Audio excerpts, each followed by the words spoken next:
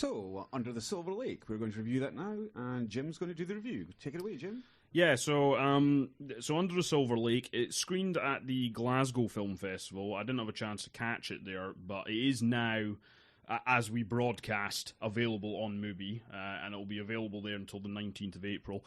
It has been getting a few screenings in places. I know it was on the Glasgow Film Theatre, so it will probably pop up a little bit here and there, but certainly it's available online as we speak.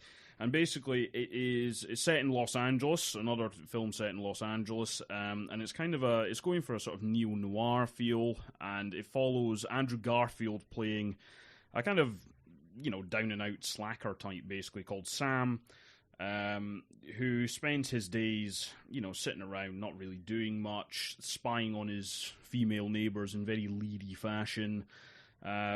And one day he comes across and notices this woman, Sarah, played by Riley Keough, who I think I last saw in The House That Jack Built, so she's been in some interesting films recently, shall we say.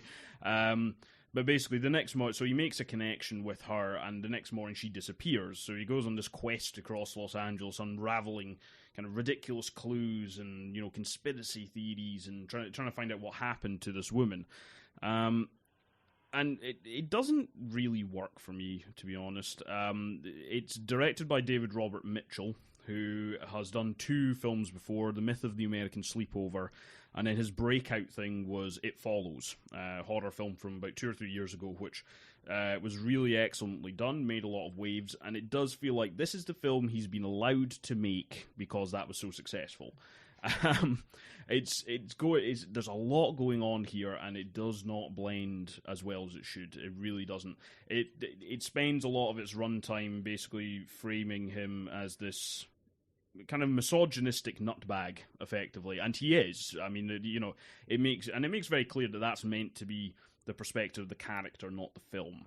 But it wants to have its cake and eat it. It's trying to paying homage to things whilst trying to pastiche them. It's also trying to highlight, the way Hollywood chews up women and spits them out, whilst, to a certain extent, it kind of does the very same thing in the film.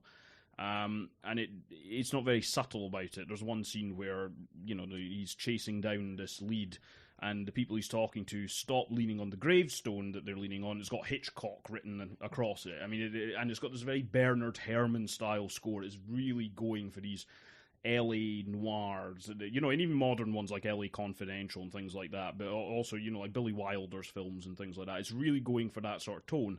But then come the end of it, it kind of undermines itself, and it doesn't really say a huge amount. I think it's worth seeing to make your own mind up about it, because I think to say it's divisive would probably be, putting it mildly.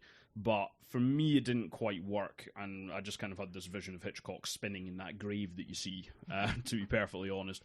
I would say Andrew Garfield's very good, and it's not an easy performance because it is not a likeable character, nor is he meant to be, but he does pull it off very well, and you certainly say engage with the story, but it's more just the number of eye rolls that you have as that story progresses, I think, makes it a ignoble failure for me, I would say, but...